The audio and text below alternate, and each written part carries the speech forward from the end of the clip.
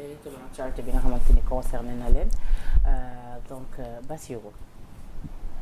kan moo leen dàq ci biir Yewwi Askan Wi. C'est la question que je me pose d'ailleurs.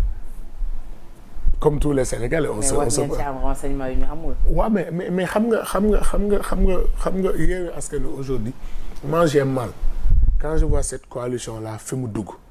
et aujourd'hui Khalifa Sall aura raison sur tout le monde parce que Yewwi Askan Wi a traversé des crises au moment des locales Yewwi Askan Wi a traversé des crises au moment des législatives mais les gens ont toujours su être à la hauteur. Si vous avez remarqué depuis que Khalifa a quitté la tête de la conférence des leaders Yewwi Askan Wi ci la ñuy gis yenn dérapage yi parce que ce qui s'est passé aujourd'hui la ville de Dakar a fait son bureau municipal on termine les travaux à 20h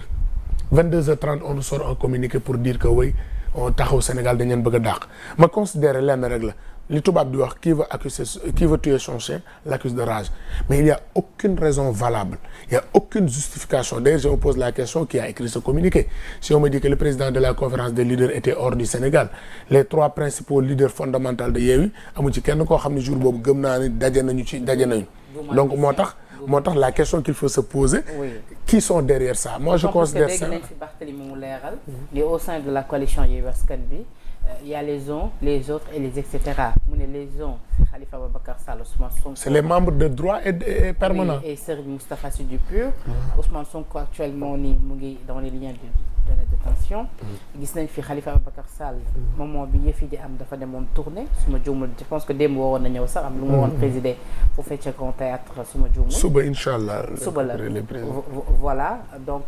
Serigne Moustapha Sy gis nañ Barthélémy rappelé ko ni il est presque inaccessible donc kan moo war a jël bi lépp dogal. xam nga en général aujourd'hui Yewwi Askan Wi waroon ngeen ko c'est difficile de le dire parce que aujourd'hui Yewwi Askan Wi il y a ce qu'on appelle ce que Barth appelle les et cetera c'est les frustrés des législatives ñoo xam ni matuñu mbuus te dañuy yàq mbuus ñoo xam ni dans une république non amul fenn fu ñu mën a fal conseil municipal fa matuñu ko. Aujourd'hui ils sont dans Yewwi Askan Wi on les a présentés aux Sénégalais ils pensent aujourd'hui que toll nañ ñoo xam ne ils peuvent prendre des décisions alors que au sein de Yewwi Askan Wi il y a ce qu'on appelle les membres de droit et permanent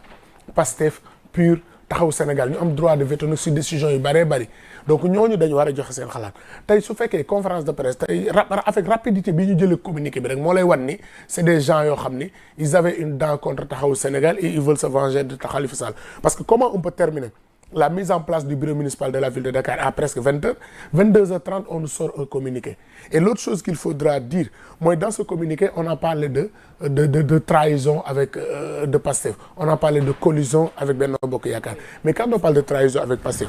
mais on m'excuse le terme mais c'est de la malhonnêteté intellectuelle parce que aujourd'hui tey bu fekkee conseil municipal de Dakar nous sommes 100 élus sur les 100 élus Taxawu Sénégal fait à peine 30 élus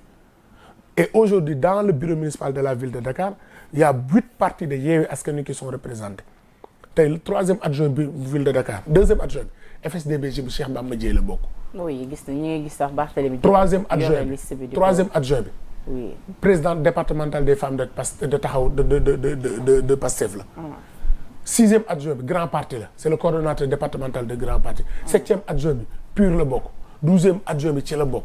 donc aujourd'hui su fekkee dañuy wax accusé Taxawu Sénégal de trahison mais toutes ces personnes là qui étaient là il faut c'est des traîtres xanaa comme Taxawu Sénégal su fekkee dañu war a dàq Taxawu Sénégal mais xanaa ñoom ñëpp dañ leen war a dàq parce que toutes ces organisations politiques sont restées du début à la fin du vote personne n'a quitté la salle. mais lii yëpp dañoo gis ni élément déclencheur bi bokk na ci benn mbir. maa ngi ñëw oui dialogue bi ma ca laay ñëw deuxièmement fi beneen deuxièmement. parce que nee nañ dialogue bi ñoom c'est-à-dire au sein de la coalition amagu leen ci woon consensus yéen da ngeen yeew rek demal seen bopp. mais xam nga pend nag loolu weesul yabaate dialogue bi on n'a pas invité Yewwi Askan Wi personne n'a invité Yewwi Askan Wi bu ñu la invité wul ci table loo ciy waxee on a invité des organisations autonomes ñun Taxawu Sénégal ñu jàpp ni tey suñu tradition démocratique suñu trajectoire mooy mënuñu ñàkk a teew dialogue. mais organisation autonome boobu ngay wax dafa bokk ci ab coalition est-ce que daa Yewwi Askan Wi dafa bokk ci ab coalition te ñoom nee nañ lu ni mel bokk ci. waaw déedéet attention est-ce que xam nga bi ñu waxee dialogue bi ñan ñoo njëkk a wax affaire dialogue bi quand le président a lancé son appel Pastef moo njëkk a taxaw ni dew ma dialogue et pourtant à l'époque il n'y avait pas une réunion de Yewwi Askan Wi personne ne s'est offusqué après grand parti wax ni demul personne ne s'est offusqué aujourd'hui Yewwi Askan Wi intelligence bi mu waroon am à l'époque c'est l'intelligence du F24. Non mais respect amul charte y a aucunement mais quand ils disent que ni ki charte bi dañoo wax ni waru leen traiter directement wala boo kenn ci coalition bi warul am pour traiter directement ak li nga xamante ni moom mooy le régime. mais parlons-en. Oui. Madiambal dans son ouvrage n'a pas parlé des tractations yi amoon entre Pastef ak Benno Bokk Yaakaar Lansana Gagny Sakho génn confirmer ko ça c'était pas des tractations yi amoon. Ils n'ont pas tenté de voir comment Macky Sall wax ak Ousmane Sonko. Aujourd'hui, ceux qui nous critiquaient aujourd'hui. Après, il y a des aussi. Non, mais attends, Lansana Gagny Sakho n'a pas démenti ça. Allez vérifier ce tweet bi mu def. Tey boo ñëwee aujourd'hui tey ci Yewwi Askan Wi ñi doon xas démb taxaw Sénégal dialogue du ñooy wax aujourd'hui il faut que mu am dialogue entre Ousmane Sonko ak Macky Sall. Qu'est-ce qui a changé entre-temps? Est-ce qu'on duñ leen traiter de collusion, de compromission avec le pouvoir? Donc on dit que taxaw Sénégal oui waru leen dialogue. Mais tey am nañu taxaw ci coalition bi di réclamer dialogue et personne n'en parle. mais rappel aussi. waaw mais fi déggoon tamit Barthélémy Dias bu waxoon ni nga toogoon ca table dialogue bi yëpp ay dealer lañ. kon aussi qu'est-ce qui a changé. attention kañ la Barthélémy wax loolu. kañ la Barthélémy dialogue passe. mus na ko wax non attention ci benn plateau Faram-Facce avec Pape non déedéet xam nga li déedéet attention ñun taxaw Sénégal nous sommes une organisation chacun peut avoir des positions. Mais quand on se réunit tax ñu jël une position tout le monde est obligé de s'aligner dans cette position en 2019 man bi ñu waxee dialogue dama doon wax ni on ne peut pas dialoguer sans Khalifa Gueye mais bi ñu toogee def nañu xam la laa bëgg ngeen xam quand le Sénégal a besoin de nous ma personne importe peu quelles que soient les difficultés yi may traverser nañu dem toog ñu waxtaan donc ça c'est une tradition de dialogue donc il faudrait pas xam nga tey bi ñuy dem ci dialogue bi nag Penda moment boobu ñu doon dem ci dialogue bi dans Yewwi Askan Wi le seul leader bi nga xam ne bu élection amoon il n'était pas éligible c'était Khalifa Ababacar Sall. As-tu vu une seule manifestation organisée par Yewwi pour dire que Khalifa Sall dafa war a bokk? As-tu vu un seul acte posé par les gens de Yewwi pour dire que Khalifa dafa war a bokk? Et pourtant Khalifa a été toujours au devant di porter le combat des autres. waaye yow nga ni yow man tey jii bu élection amee suba damay bokk yow wala yow nga ni man damay jaral naa xeex ba bokk ci élection yi man ni la man tey li ma gëm mooy waxtaan pour bokk ci élection bi. war na ma la nangule yow sa position pourquoi nga bëgg ma imposer man position bu may jël c'est qu'il faudrait qu'au Sénégal qu'on apprenne à se respecter. Bassirou est-ce que yéen aussi respecté ngeen ki nga xamante ni moom moo di Abass Fall di le premier adjoint au maire nekkoon ko boog le premier adjoint au maire quand vous avez décidé de l'éjecter comme ça sous prétexte que da ngeen bëgg respecter les normes du parité alors que ni depuis lors du temps s'est écoulé toog ngeen ci mairie ville bi depuis plus d'une année qu'est-ce qui a changé aussi entre-temps. Mais il n'y a pourquoi pas de ngeen xaar ba jamono juste après ba ñu jàppee Ousmane Sonko juste après ba ñu dissoudre parti Pastef est-ce que nekk leen d'ailleurs je vais emprunter ce mot à mon grand frère Serigne Saliou Gueye est-ce que nekk leen ci désonkolisation. Tu sais des personnes comme Serigne Saliou Gueye ils doivent fermer leur bouche. Comment ça? Parce que xam nga nit boo demee ba aujourd'hui tu perdre nga sa tout ce qui est lucidité pour mën a wax lii dëgg nga far ba lépp lay analyser dañuy xam ne da ngay far ñooñu seen analyse du moo may tenir parce que aujourd'hui ce qui se passe dans ce pays on sait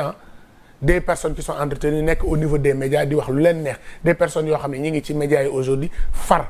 seen far nangul naa leen ko waaye aussi la ñuy wax du ma ko jël comme bible donc pour revenir sur la question bi jamono ji nag ci logique bi ngeen nekk mooy réduire Pastef à sa plus non simple expression. en fait gis nga tey il faut être honnête dans la vie cette question là bi ñu ko commencé aborder di ci waxtaan ci bureau municipal Sonko jàppaguñu ko woon je rappelle que dernier conseil municipal bi ñu am il y a de cela presque avant parce que conseil municipal c'est tous les trimestres le préfet nous avait rappelé que il faudrait que ñu dem vers la mise en place d'un nouveau bureau municipal et en réunion de bureau municipal en présence de Abass Mignon et tous les le maire avait dit il nous faut aller vers la reprise du vote du bureau municipal donc prochaine session il faut ñu def ko et on est tous tombés d'accord et l'autre chose qu'il faut rappeler xam nga tey jii nit ñi aussi li may wax ci malhonnêteté nit ñi tey on met les projecteurs sur Dakar mais on vous a donné l'exemple de Dieuppeul Derklé où le premier adjoint Ibrahima Ndiaye était de Taxawu Sénégal tey on a changé le bureau c'est un élément de Pastef qui est premier adjoint est-ce qu'on a créé trahison est-ce que kenn ci ñun da nga ko dégg mu coow HLM il y a une alliance entre Pastef des éléments de Yewwi Askan Wi ak Benno Bokk Yaakaar pour éjecter Taxawu Sénégal du bureau municipal est-ce que da ngeen dégg non mais est-ce que da ngeen dégg tey ñu wax trahison ce qui s'est passé à la ville de Dakar c'est que le jeu démocratique Abass a été élu premier adjoint aujourd'hui il peut plus être premier adjoint il fallait ñu fal keneen koo xam ne nag mooy nekk premier adjoint waaw mais attention xam nga ñun bi ñuy installé là je pense que amoon ngeen temps pour attention wax naa la léegi le processus presque 6 mois ñi ngi ciy waxtaan bureau municipal bi ñu ni dañuy dem vers changement bi pourquoi aujourd'hui coûte que coûte les gens veulent voir autre chose xam nga ce qui s'est passé à la ville de Dakar ce n'est pas de l'éviction c'est de la bouderie ils sont venus Abbas ne pouvait plus être premier adjoint on a discuté avec toutes les composantes de la coalition ils sont d'accord que le poste de premier adjoint le maire peut nous proposer le maire a proposé quelqu'un parce que souverainement avec Marie-Rose Faye présenté nañ seen candidature et le conseil municipal a voté et dans ce conseil municipal Taxawu n'est pas majoritaire donc aujourd'hui su fekkee tey dañuy accuser Taxawu de collusion ak de trait xanaa kon les conseils de PUR dañ leen ci boole les conseils du grand parti les conseils du FSD/BJ les conseils du SET du PEM ils ont tous été d'accord sur le choix de Ngoné Mbengue comme premier adjoint pourquoi les gens veulent aujourd'hui mel ni dañu gëmm seen bët yi nanguwuñu gis lool. parce que yéen a bàyyi ba jamono ji nga xamante ni juste après ñu desul Pastef juste après ñu jàpp Sonko ngeen bëgg ñëw gën a xeex leen tu penses que tous les élus kon nag dans ce cas-là yéen quelque part yéen a ngi jox dëgg ñi nga xam jàpp nañu est-ce que actuellement da ngeen dealer avec le régime non mais tu penses que tous les élus kon xam mooy jàppale leen tu penses que tous les élus de Yewwi Askan Wi s'ils étaient pas d'accord loolu dina jaar il faut que nit ñi xam ni ñun newuñu ci ay caaxaan tey nous gérons une institution nous avons une coalition lépp lu ñu am dañ koy waxtaanee ci biir coalition bi donc xanaa kon à Dieuppeul Derklé y a une collusion entre Pastef et Benno Bokk Yaakaar ce qui s'est passé aux HLM c'est pire on n'en parle pas donc il faut que nit ñi doivent revenir à la raison et dans le bureau municipal de Dakar mais il y a Pastef toujours mi ngi ci keroog quand on parle que Pastef dafa budee mais c'est pas tout Pastef c'est une partie de Pastef qui est sortie il y a des élus de Pastef qui sont restés jusqu'à la fin du vote démb on a tenu attention. mais ci bureau bi actuellement ñaata membres Pastef ngeen ci am. mais parce que ils ont 3 postes ñaari budde nag qu'est-ce que tu veux qu'on fasse kaay leen jël ñu ni jëluñu kenn ki nangu na des mais attends dañuy arrêter suñu bureau municipal parce que y a peut-être y a des gamineries yoo xam ne moo am ci biir conseil municipal on le fera pas. d'accord mais dañu dégg keroog ci sortie Barthélémy Diaz à rappeler que ni éjection bi on en parle parce que après éjection wu Abass Fall ci lañ gis ko Yewwi Askan bi sortir un communiqué dinañ ñëwaat aussi sax ñi nga xamante ni ñoom ñoo nekk derrière ce communiqué mais laata loolu ñu taxaw ci li nga xam dégg nañ Barthélémy wax ko ni tey jii wala boog yéen ngeen jàpp ko ni Yewwi Askan bi moom si boppam moom moo violé li nga xamante ni moom moo di charte yi en décidant peut-être de vous exclure de la coalition dem sax ba ñu dégg Barthélémy ni naka la locataire yi di dàqee borom kër gi ci këram lu tax ngeen jàpp ni tey jii Yewwi ci liñ leen dàqee dañoo violé li nga xamante ni moo di charte et pour rappel yéen Taxawu Sénégal Yewwi violé na charte bi te waxu leen ci avec Soham El Wardini ci élection locale yi parce qu'on se rappelle Bassirou fii la ñu nekkoon Soham El Wardini bi mu bëggee sampaat ndëndëm Barthélémy Diaz aussi bëgg samp ndëndëm gis nañu ni Barthélémy Diaz dafa créé woon li nga xamante ni moom moo di Yewwi Dakar ba demoon déposer listam loolu sax mooy indi woon forclusion li nga xamante ni forclusion Soham El Wardini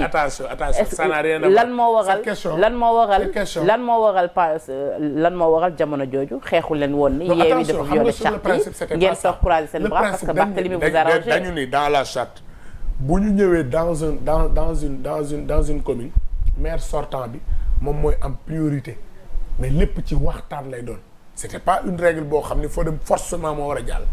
non mais dañoo waxoon tamit dañoo waxoon maire yëpp dañuy garder seen poste. attention dañoo waxoon maire yëpp dañuy garder seen i poste. mais attends man Grand Yoff ga ma dëkk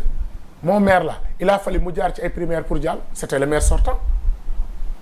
les gens ne parlent pas de ça il a fallu ay primaires la ñu def pour mu mën a jàll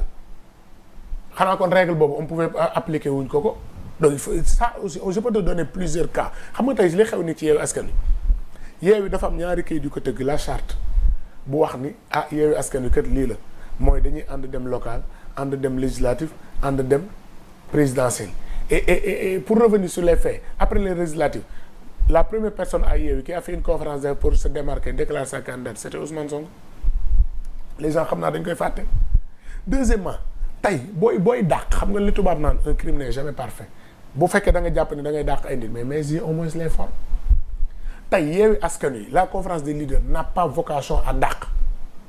parce que dafa am ay kuréel yu ñu teg ci biir Yewwi Askan Wi. d'accord lu ci mel ne je termine. le comité non mais c'est que da nga bëggul tontu sama laaj. parce que yaa ngi bëgg instant bi di teg xel. déedéet maa ngi ñëw penda non mais man li ma laaj dafa leer dama ne charte bi yéen a ko njëkkoon violé ci jamonoy locale yi avec Soham Wardini te ba mu leen arrangé dama laa jox exemple ce qui s'est passé chez moi à Grand Yoff où le maire n'a pas été connu automatiquement c'est des primaires et à Dakar c'est la coalition de manière générale à Dakar qui est souverainement il va délibérer dire que Barthélémy moo war a nekk candidature c'était pas en déphasage avec les textes de Yewwi Askan Wi ça j'invite ñëpp ñu koy wax ñu dem non mais fan ngay dugal li ñu waxoon ci Yewwi Askan Wi que ni maire yëpp dañuy garder seen poste bu ma jox exemple ki nekk Grand Yoff non dama la koy jox xamal tax parce que su fekkoon dañ ne maire yëpp dañuy automatiquement mais maire bu ñu jël dañ koy jël rek directement du ko jaaral fenn mais il a fallu moom il s'est battu ci biir pour jàll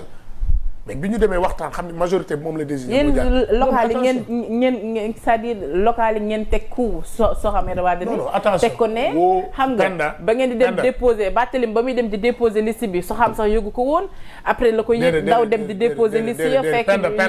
dela ba passé na loolu tey ji posé ko ay problème xeexu leen ko baal ma mais yaa ngi tu fais beaucoup de confusion parce que li nga wax demewul noonu mais au stade où j'en suis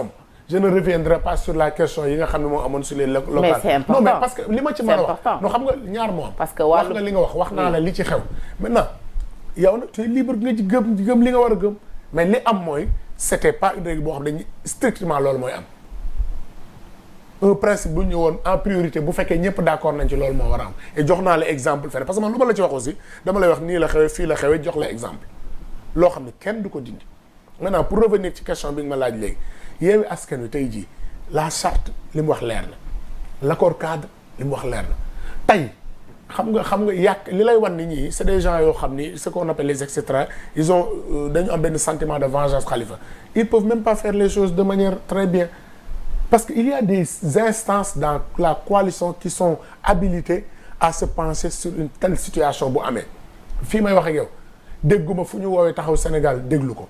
Deuxièmement, même au sein de la ville de Dakar, ceux qui représentent leur parti ne sont pas d'accord avec ce qui s'est passé. Donc il y a dafa mel dafa am benn décalage entre ces leaders yi nekk ci kaw ak même seen responsables yi nekk à la ville de Dakar parce que koo ci waxal tey il te dit mais xam comme li mu wax amul. Ce communiqué là c'est en déphasage avec la réalité parce que même bu dee da ngay ne kilifa nga sa ñaari njaboot jote kenn ñëw wax la mais déglul ñeneen ñi ba pare mais yow kenn ñëw rek wax la. te lam la wax lépp li ci ëpp c'est des mensonges nga pondre un communiqué donc pour dire que li am ville de Dakar prétexte la rek buy utiliser parce que comme je l'ai dit tout à l'heure qui veut tuer son chien l'accuse de rage mais c'est peine perdue parce que tey jii la vérité elle est là et personne mënu ko dindi. et moi aussi je vous dis que vous n'avez pas le droit d'accuser Yewwi d'avoir violé une charte bi nga xam ne yéen a ko njëkkoon. non on n'a pas violé xam nga tey. waaw d'accord da nga wax violé wuñu ko. waaw d'accord mais Bassirou maa ngi koy junj sànq ci Yewwi Askan Wi man ci xibaar yi nga xam jot naa ko am naa écho que ni ay jamono bokkoon ngeen ci ñi daan xaatim li nga xamante ni moom moo di communiqué je veux dire yéen waa Taxawu Sénégal bokkoon ngeen ci ñi nga xamante ni communiqué yi ñu daan fësal ci Yewwi Askan Wi seen i ndaw ñoo ko daan xaatim ginnaaw ba ngeen ko joxee ki nga xamante ni moom moo di l'ancien directeur de l'IAM nu mu tuddati sax Guirassy en tant que ki nga xamante ni moom moo géré cellule de com bi ginnaaw loolu yéen bokkoon ngeen si nga xam yéen a ko doon rédigé mais depuis quelque temps gis nañu ni dañ leen ci xaw a génne bëgg naa nga leeralam bu dee dëgg la am du déet ba ñu gis sax souvent communiqué bu daan fës dana am yenn faute yu ngi daan nemmeeku ak yu ni mel communiqué yi yéen ci boppam waa Taxaw ñu ci bëri ñi seen leader yi duñ ko yëg dañuy gëstaari gis ñu balancé ko ci groupe bi ba sax ce qui s'est passé avec l'armée bi ñu waxee woon ni Yewwi Askan bi dafa renoncé ci manifestation bi ndax armée bi moo ko woo après ñu gis suite après loolu armée bi def ci ab communiqué ñu gis ni kon déggoo amatul seen biir ci ay communiqué yéen da ngeen yéeg war a gis ko est-ce que loolu tamit war na am. waaw mais xam nga la réalité aujourd'hui mooy Taxaw Sénégal depuis qu'on a décidé d'aller au dialogue presque on n'est pas impliqué sur ce qui se fait au niveau de Yewwi ça c'est la réalité on n'est pas impliqué maintenant au sein de Yewwi Askan il y a une commission communication mais aujourd'hui le sentiment le mieux partagé quand tu interroges beaucoup peut-être certains n'ont pas le courage de le dire mais ils sont mis devant le fait c'est-à-dire c'est des communiqués yoo xam ne bu njëkkoon li ma xamoon mooy quand on faisait un communiqué la conférence des leaders dañ ko doon partager seen biir kenn ku ne joxe sa xalaat ñu amandé ko ba am un texte génne ko mais ce qui se passe aujourd'hui dama ni la un bureau municipal bon on a terminé l'installation à 20h 20h 21h30 22h un communiqué sort où a été la concertation Lassana Diané mooy bind ba tey wala. non je sais que la commission communication est dirigée par Cheikh Tidiane Youm. ok donc kan mooy bind c'est la grande question qu'on se pose. et à quelle fin ça aussi c'est des questions mais pour dire xam nga li am solo ñun Taxawu Sénégal on veut plus s'attarder sur certains détails là. parce que peut-être su ngeen xamoon kan moo bind. communiqué bi di ngeen xam kon dogal bi fu mu jógee. mais ñiy bind communiqué bi. bis bu ñu amee le courage de l'assumer là dinañ ci mën a avancer xam nga ñun aujourd'hui franchement ces débats là on veut les dépasser. nous voulons faire focus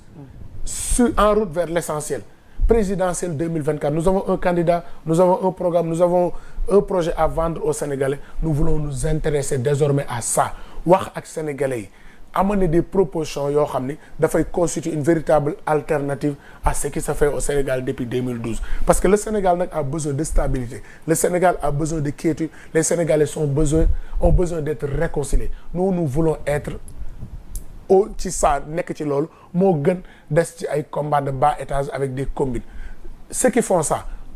aujourd'hui le peuple sénégalais est en train de regarder, mais il appartiendrait à ce peuple sénégalais de trancher. Parce que tant que fi ñu toll tey kenn ku ne da nga wax sa xalaat et man li ma jàpp aujourd'hui tey ceux qui sont au niveau de Yewwi Askan et ça c'est une question que je pose à mes amis de Pastef, tout ce qui disait à Ousmane Sonko par exemple bul dem ci dialogue bi, tout ce qui le poussait à aller dans le gatsa-gatsa, depuis qu'il est aujourd'hui mis en prison, qu'est-ce qui a été fait comme acte pour essayer de le tirer d'affaire? Ça c'est une question que nos amis de Pastef doivent se poser. Barthélémy Dias bu ne moom il va tout faire quand même pour le tirer d'affaire. Lan la bëggoon wax foofu dafa bëggoon wax foofu peut-être que bés bu Khalifa nekkee président dina fexe ba Sonko obtenir une grâce wala. non xanaa yow da nga bëgg Ousmane toog ba boobu. non damay laajte déedéet xam nga tey en fait tey dama lay wax benn exemple. mën na ko génne wala dafa ne la koy génne lépp lu mu mën def wax ko